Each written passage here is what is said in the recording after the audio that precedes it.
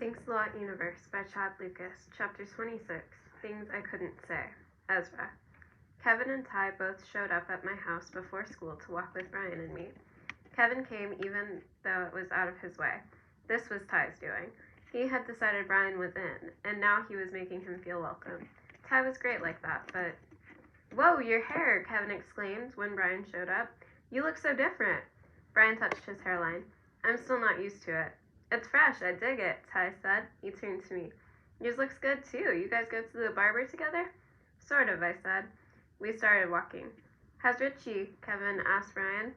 I honestly missed that little turd. He's the least annoying of Leo's friends. "Richie's fine," Brian said. "He's basically invincible." "No kidding," Kevin said. "He's the only kid who eats my spiciest food. Even Leo won't." Brian's eyes lit up. "Rich brought home chicken once from your place. It was so hot and so amazing." "My chicken 65. You like that? You'll have to come for dinner sometime." Brian didn't just look different. He was talking more, walking taller, acting like the guy who beat me at 21 yesterday and wrestled on the Clellans lawn. It was good, but... "Kevin's food is pure fire," Ty said. "How did you end up at Mrs. Clellan's anyway?" "Yeah, I thought you were staying with foster parents," Kevin said. Brian reddened. We kind of ran away." Kevin stopped so fast I nearly stepped on his heels. "Get out. Really?" He and Ty were in awe as Brian told them about the hotel and the cottage. Kevin kept yelling, "You did what?" Brian cringed the first time, but he relaxed as he realized how much they loved his story. "That's literally the coolest thing I've ever heard," Kevin declared. "First you punch Victor, then you're like, 'Peace out, losers, I'm in charge now?' I had no idea you were so gangster." "For real, B," Ty said. "You're a boss." Brian grinned. Watching him figure out my friends liked him was amazing, except... Yesterday had been perfect. Brian seemed sad at first, but soon he was making impossible shots and letting me brush hair off his cheek and wrestling and laughing. It was perfect. I kind of wished it could stay that way, just us. How selfish and awful was that? "So why'd you come back?" Kevin asked. "Did the cops find you?" Brian glanced at me in surprise. "You didn't tell them?" Kevin and Ty stared at me, and I had no choice but to tell my part, but I kept it short. Kevin elbowed me. "That's why you were sneaking around. You could have told us." I looked at my shoes. Miss Floorman told me to keep it quiet. There were already rumors going around about Victor and stuff. Sometimes you can say something that's technically true, and it still leaves a queasy feeling in your stomach. Kevin accepted my excuse. "Hey, we should all pull that sometime. We could say we're sleeping at Ty's and disappear to a cottage. That'd be awesome." He spent the rest of the walk describing a perfect parent-free getaway. Brian went quiet. I wondered if he was thinking about what he'd give to have his own parents back. Ty humored Kevin's rambling, but he kept glancing at me. I replayed for the millionth time how I went tingly all over when we were wrestling and Brian pressed his elbows into my chest with a big grin. I wondered if he'd felt what I'd felt. I almost told him, right on the Clellans lawn, "I like you," but I chickened out. Was it wrong that I didn't tell him? Maybe he wouldn't have wrestled with me if he knew the truth. Maybe he wouldn't want to be friends at all. It wasn't fair how something that felt so good could be confusing and scary too. What a rotten combo meal. As we reached school, Ty gave us fist bumps and wandered off to remind people about his party. Kevin and I said goodbye to Brian by the office and headed to our lockers. To my surprise, Colby was leaning against mine, arms folded across his chest. "I guess I've been replaced," he said. A flash of guilt ran through me. "What are you talking about?" I said, even though I knew what he meant. "I saw you guys, traded me for Brian and didn't even tell me." He flashed a casual grin, and in that moment I saw what Brian saw. He seems like he's kind of in love with his own awesomeness. "I promised to walk with Brian, and Kevin and Ty just showed up," I said. "Besides, you usually walk with Gemma now." "I was kidding, Ezra, geez." The hall began to fill. Colby pushed off my locker. "Anyway, you should ask Ty to invite Victor tonight. It's not cool he's being left out." A dozen questions popped into my head. I focused on opening my locker until I settled on the right one to ask first. "Why are you asking me? It's Ty's party." "You know why," Colby said. I kept twisting the dial on my combination lock. "Actually, I don't." "Come on, bro. You invited Brian, so Ty didn't invite Victor. You guys are taking Brian's side, and you don't know the whole story. He jumped Victor, you know." It was driving me nuts how my temperature rose so easily at Brian's name. It distracted me even though I screwed up my combination again. "I'm glad Brian's coming, but Ty asked him. I didn't invite anybody or take sides." Colby scoffed. Seriously? You're Brian's bestie after a week, and now you talk trash about Victor, same as everyone else. There's more to him than you think. He hesitated. You have to turn it all the way to the right. I know how my lock works. I thunked it against my locker in frustration, sending an echo of metal on metal down the hall. I played basketball with Brian all winter. There's more to him than you think, too, and all I ever said about Victor is I don't think Brian would punch anyone for no reason. If you want Victor to come and he can show up without being a jerk, you can ask Ty yourself. Half a dozen people were looking at us now. One of them was Victor. His nose was still swollen and maybe more crooked than usual. He raised one eyebrow at Colby before he disappeared into Mrs. Clellan's homeroom. Colby dropped his voice to an annoyed whisper.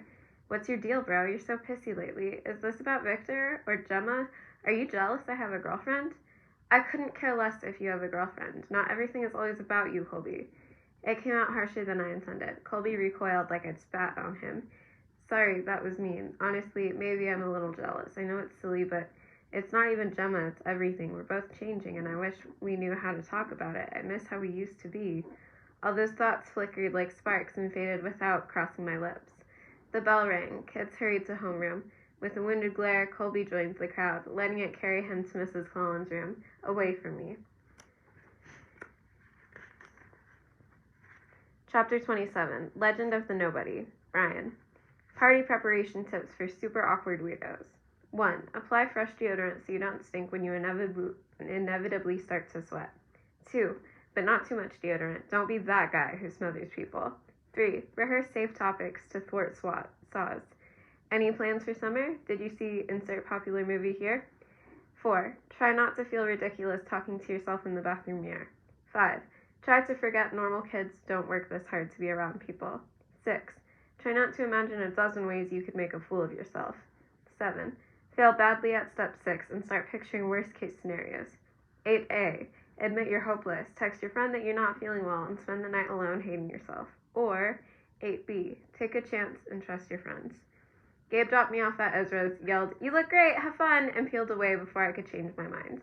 Ezra must have been watching for me because he pulled the door open as I approached and we set out for Ty's. It was only a few blocks walk. Ezra talked the whole way. He seemed extra hyped for the party, or maybe he was filling the silence because he could tell I was nervous. His steady chatter distracted me from thinking about potential party disasters. Still, my throat felt tight by the time we reached Ty's. If Ezra was hyped, Ty was practically radioactive. He greeted us with a holler and an elaborate hand slap, fist bump, shoulder check combo. Ezra, music man, sound system's on the deck. Ooh, nice jersey, B. I let out a sigh of relief. I'd worn my new jersey that I got for my birthday over a white t-shirt, but I worried it was too much. That was one of the dozen choices I'd second-guessed before Gabe told me to chill and dragged me to the car. Ty led us inside. We were the first to arrive besides Kevin, who was unwrapping a tray of cookies in the dining room. He waved, then frowned. Brian, you okay? You're really pale. Ty peered at me. Yeah, you look terrified. Relax, I promise my house isn't haunted. If there was any blood left in my face, it drained away as they studied me. Ezra looked worried.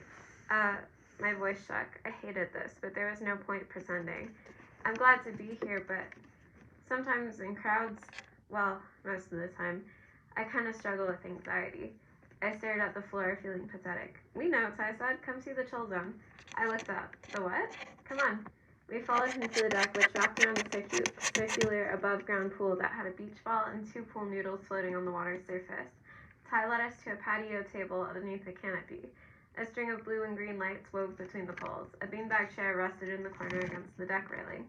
Welcome to the DJ booth / chill zone, Ty said. Ezra's setting up here, and you can hang out if you need a break. There's water and stuff in the cooler under the table. I stashed some cookies in there too, Kevin said. They're homemade. Ezra gave me a shy smile. Obviously, this was his idea, but they'd all help.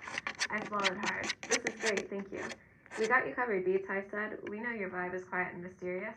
I fiddled with my dog tag. I thought my vibe was super awkward weirdo, but that sounds cooler. They laughed. Trust me, Ty said. Tonight's going to be legendary. Ty's party wasn't like the parties in movies. No one was chugging beer or grinding to slow jams. I guess that stuff didn't happen when you were finishing the 7th grade and the host's mother kept asking if anyone needed more snacks. We're fine, Mom, Ty insisted. You said you'd leave us alone. A crowd gradually filled the house and spilled onto the deck. As Ezra started some music, I hung in the chill zone and watched Ty zing around like an electron, giving out fist bumps and cracking jokes, making everyone feel welcome. Watching him was inspiring and exhausting. I'd probably collapse if I had talked to that many people in a row. I'm going to go say hi to people, Ezra said. Want to come?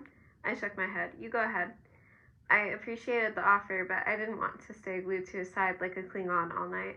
I waited a bit, then braced myself and wandered into the house. The air inside had grown thick with noise and heat. 4 girls talked while they poured pop at the kitchen counter. I hung back, waiting for them to finish. They weren't in a hurry. Brian versus Brian, round 4,246. Me. I'll say, excuse me, pour a drink, move on. It'll take 30 seconds. Also me. What if they start talking to you? Me. Nobody talks to me, and I could probably manage to say hi. Also me. You're notorious now. What if they bring up Victor? Me. Also me. What if you get nervous and spill everywhere and they laugh? Me. You know, I'm not that thirsty. I should pace myself so I don't have to pee. I wandered through the dining room, trying to look casual.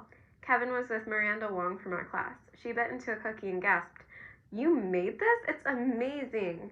Kevin grinned. My own secret recipe. He caught my eye and nodded, but his expression said, I'm with a girl, so please don't interrupt. I kept moving. Russell Westbrook, huh? I turned. Jaden Grouse and half the basketball team were looking at me. What? I said cluelessly. Jaden pointed at my chest. He's your favorite player? Yeah. Jaden waited, expecting me to say more than one word, as people usually do. Come on, Brian, engage social skills. How about you? I managed. He shrugged.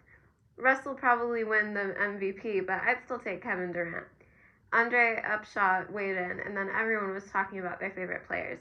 I only said one more sentence, but I didn't do anything awkward, and nobody said, Why are you still here?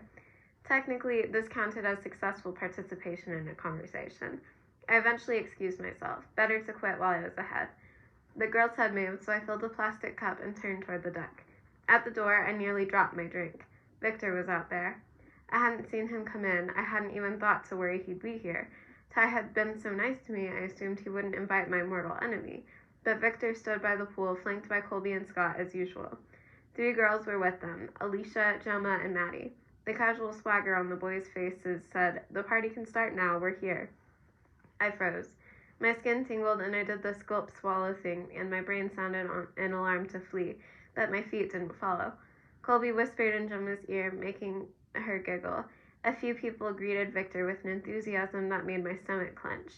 The bleakest thought lodged in my brain. No one actually likes you. This was all a setup to help Victor get revenge in the most publicly humiliating way possible. I knew it wasn't true. Ezra and Ty are better than that, right?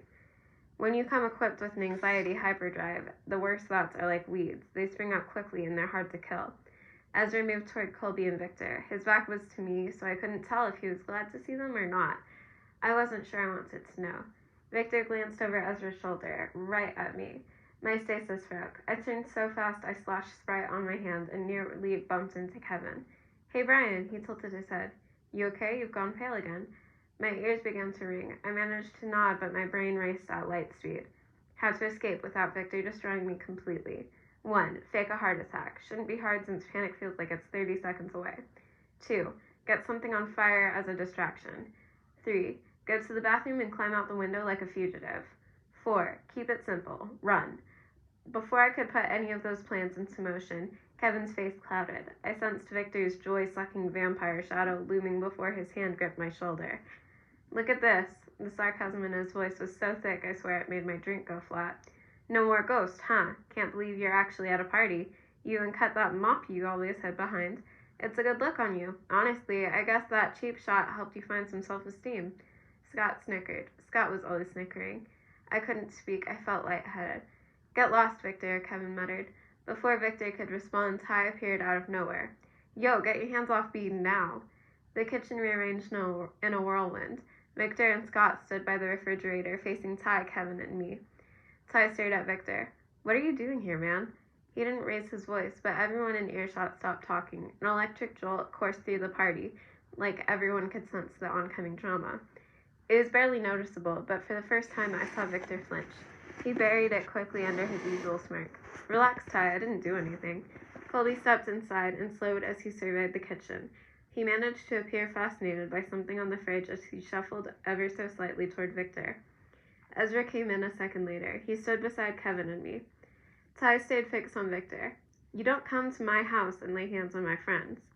Seriously, Ezra said, leave Brian alone, all of you. He glared at Colby as he said it. Colby's jaw tightened, and he looked away. I glanced around. A crowd was growing behind us. Victor raised his hands in innocence. I was just trying to be friendly. I keep trying, but Brian never talks to me. Ty pointed toward the door. Man, you need to go. It's okay, I said. Everyone stared at me, the nobody who never talked, the kid who froze in crowds. I wasn't in ice mode because I didn't go numb. My pulse thumped in my ears, and as I remembered how many people were watching. But my brain slowed enough that I thought about everything I'd been through and everything Gabe and Brittany told me, and Ezra and Ty and Kevin standing with me. The room was shifting away from Victor, and he knew it. Everyone waited for me to speak. My saws wrestled for control, but it lost. It's your call, Ty, since it's your party. My voice trembled at first, then grew stronger. But it doesn't matter to me if Victor stays. He can do what he wants. I hadn't been able to look Victor in the eye all year, but now I locked eyes with him and didn't look away. I'm sorry I hit you, I said. I wasn't really myself that day. I shouldn't have let you bother me that much, but it won't happen again. I'm not worried about you anymore. Someone went, ooh. Victor lowered his eyes. It was over. Ty threw an arm around my shoulders. Way to be the bigger man, B. He stared at Victor and raised his eyebrows before turning back to the group around us. Now let's go swimming. Kids whooped and flocked outside. The pool filled as guys pulled off their shirts and cannonballed into the chest-deep water. Girls followed more cautiously, protesting as boys splashed them. I had to navigate through the crowd. I was no longer invisible. Andrea and Jaden gave me first fist bumps. Miranda told me she loved my haircut, which was the first time a girl ever used the word love in a sentence directed at me. Kevin grabbed my shoulders, cackling with glee. Brian, that was ice cold. The attention was a lot. Not bad, but still a lot. I started to feel shaky, so I headed to the kitchen for snacks. As I was stocking up, I saw Victor and his buddies slip out the door and disappear. Chapter 28. This is how we do it. Ezra. One upside of being the DJ at the party is the built-in excuse to be alone in a corner. Usually I didn't need that, but after Colby bailed with Victor, I didn't feel like talking for a while. I hadn't expected him to say goodbye to me, but Colby didn't even say goodbye to Ty.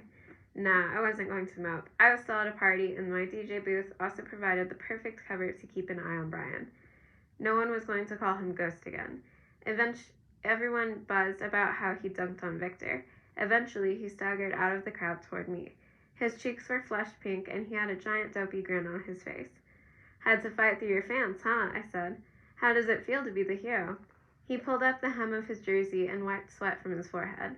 Honestly, overwhelming. I'm so hot right now. You should jump in the pool. We both looked toward the splashing mass of bodies in the water.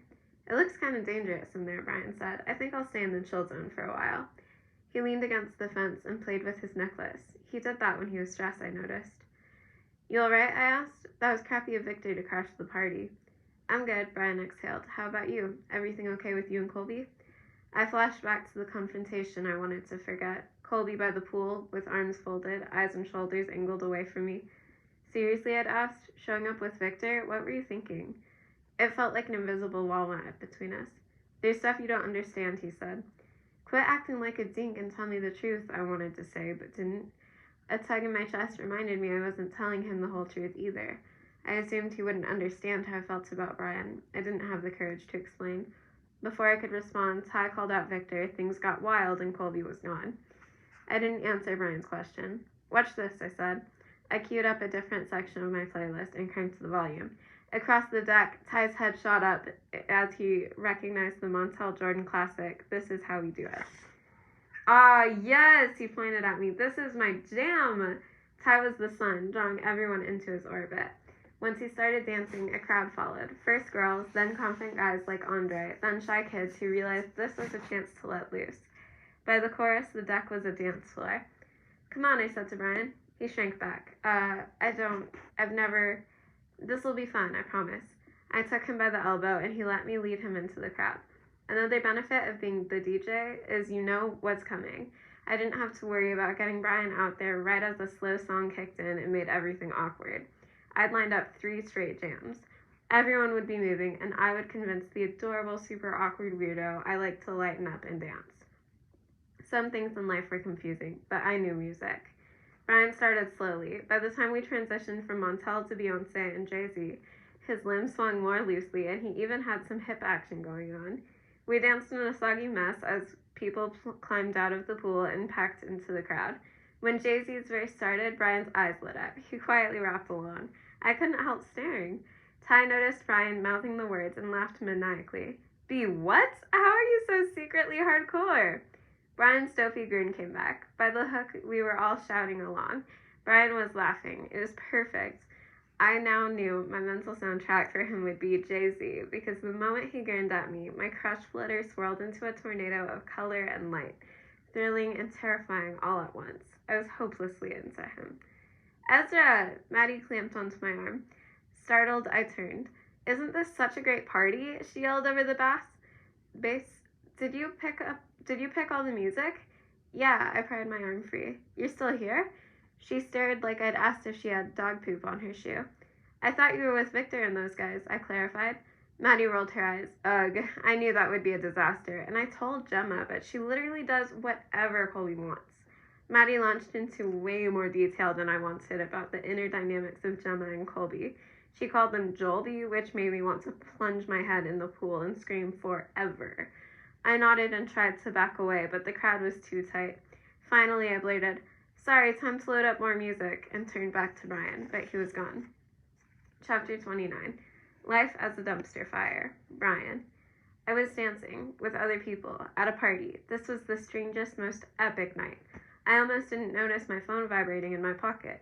I ducked into the kitchen to check who was calling. Hank? At 9:40 on Friday night? That couldn't be good. Maybe something had happened to Mom or Dad. My stomach went hollow. Hello? Hank? B-Man, where are you?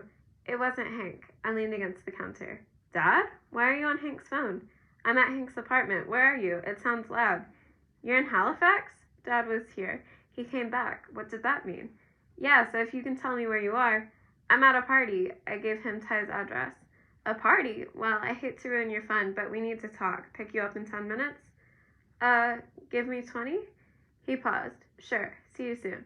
I hung up and leaned over with my hands on my knees. I'd held together through the Victor showdown and everything else. But Dad's unexpected return tipped me off the cliff. An emergency alarm sounded in my gut. I raced to the bathroom. When I finished, I cracked open the window. This would be my final impression. After a fleeting moment in the spotlight, the awkward kid would go weird again and flee the party early after fouling up the bathroom. Universal balance restored. I hurried down the hall, thankful not to find anyone waiting for the bathroom. A group of kids had filed inside to refresh on snacks, filling the house with a muddy torrent of noise that made my head go dull. My chest tightened. I couldn't have a panic attack now. I needed out. I swerved toward the front door and nearly ran into Ezra. I have to leave early, I blurted. I'm sorry, I can't stay over. Maybe another time? Ezra blinked. Sure. Great, sorry, bye. I pulled back from the tipping point once I was outside, away from the crowd. I sat on the step to focus on breathing and wait for Dad. What happened now? My feelings about Dad kept tumbling around in a confusing swirl, so I tried not to think about him at all. But now, Ezra stepped out behind me. Brian, are you okay? What's going on? I took a breath. I trusted Ezra, and I wanted to tell him, but it still wasn't easy. My dad called. He's picking me up. I haven't seen him since... I caught myself. It's been a few weeks. Oh, Ezra lingered. Want me to wait with you? You don't need to leave the party. I could use a break, too. He sat beside me. Silence. Ezra hunched closer.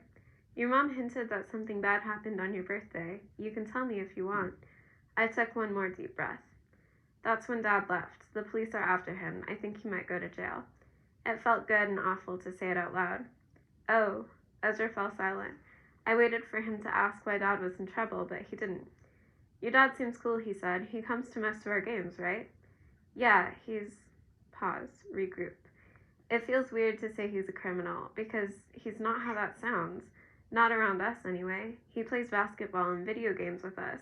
We have the strangest conversations, though. Sometimes he's all, here's how life works, son, and by the end, I'm half terrified. Like, Dad, I don't want to know this yet. It's too much sometimes. And he He left us. I stopped before I said that out loud. This was already the most personal collection of sentences I'd ever said to anyone my age. I risked peeking at Ezra. He didn't look freaked out. He was listening. My dad and I barely talk about anything, he said after a moment. We get along fine, but he's real old school. Mostly he leaves me to figure stuff out for myself. Ezra's knee bounced at a jackhammer speed. He'd been less chill than usual all night. Anyway, I'm sorry about your dad. It's bad timing that he's in trouble while your mom's in the hospital. I touched my ninja tag. That's why Mom's in the hospital. I told him about the letters and the pills and calling 911. Ezra's jaw dropped. Brian, wow, I'm so sorry. That must have been awful. It was awful. I retied my shoelaces to distract me from reliving the incident in too much detail. She's doing better, though. She comes home on Monday, but I nearly watched her die. How do we go back to normal after that? No kidding. He leaned closer. How are you even okay? The thump of bass and muted sounds of laughter floated from the backyard. My heart fluttered as I summoned the nerve to tell Ezra the scariest part. I'm not okay. My voice shook. I started having panic attacks. There might be something wrong with me. Maybe there was already something wrong with me, but this made it worse. Ezra looked at me gravely. It's not your fault. There's nothing wrong with you. Your life just sucks. He turned pink. That came out wrong. I didn't mean... I snickered. No, you're right. My life is a flaming dumpster fire of suckage. Ezra giggled, and we both lost it. We fell into each other, weak with laughter. There's our first song title, he gasped. A dumpster fire of suckage. As we caught our breath, he put his arm around my shoulders like he was saying, you can count on me. It felt nice. Thanks for being such a good friend, I told him. It really means a lot. Suddenly, he pulled away. His knee bounced again. Ezra, what's up? He rubbed his eyes under his glasses. I'm sorry, this is the worst timing, but I need to be honest. I don't want to be weird or fake or... He exhaled hard. He turned so pale and shaky, I worried he might faint. I like you, Brian, he whispered. I like you a lot. At first, I didn't know why he was so rattled. I almost said, I like you too, but then I understood. Chapter 30. If this were a movie. Ezra. This was a mistake. A terrible, horrible, desperately, wish I could take it back mistake. Brian's mouth hung open. He was shocked and freaked out, and I never should have told him, and never should have said I never should have touched him, and I never should have said anything because it was an enormous mistake. I was doing a killer job of ruining all my friendships in one night. I jumped up so fast my eyes blurred. Brian rose slowly, still watching me, but still not talking. Never mind, I blurted. I shouldn't have brought this up now. Forget it. Your dad's coming, and you have enough to think about, and a storm of words kept flying from my mouth. My head spun. I needed to disappear. I thought about sprinting all the way home, but I wasn't sure I'd make it without collapsing. Maybe I could get to Ty's room? I backed toward the house. Ezra, Brian said. Wait. He hugged me. A tidal wave of feeling swallowed me. Brian wasn't mad or grossed out. I didn't have to be afraid. His arms were around me, and his cheek was touching mine, and I could smell his hair gel. I could have stayed there forever, but a tug right below my heart reminded me that if this were a movie and the boy I liked truly liked me back, he probably would have kissed me by now. It was all so much. I thought my chest might explode. Instead, I started to cry. I felt silly about it, but Brian squeezed me tighter. I hugged him back until a flash of fear stuck that someone might look out Ty's window and see us. I let go and wiped my eyes. I'm so sorry. I shouldn't have. Ezra, don't, Brian said. I'm glad you told me. He sat on the step and wiped his cheeks. My chest ached. Brian was dealing with impossible, terrible things. And here I was, sweating whether kids from school would care if I was gay. I used to think Brian could use my help, but he was braver than me. I sat beside him and pressed my palms flat against the cool stone. He fiddled with his necklace. Sorry, I froze. I was just surprised. I didn't know what to say because I'm not sure. I don't know. That's okay, I interrupted. I didn't need to hear him say the words. I'm mostly glad you're not weirded out. Oh, that's okay, I interrupted. I didn't need to hear him say the words. I'm mostly glad you're not weirded out. Ezra, of course not. You're my friend. He rested his hand on mine. His long, thin fingers were sweaty and pulsing with energy. His eyes went wide and his Adam's apple bobbed nervously, but he didn't let go. I fought past a hitch in my voice. You don't have to do that. I know, he inched closer. I want to. I squeezed his hand. We didn't talk much after that. We just held hands on Ty's front step. All I could think was, I told him, and he still likes me, and he's holding my hand. A silver Honda crept down the street. Brian let go of my hand and took a steadying breath as the car pulled up to the curb. Other questions sprang to my mind. Is this a good idea? I asked. I mean, if your dad's in trouble, will you be safe?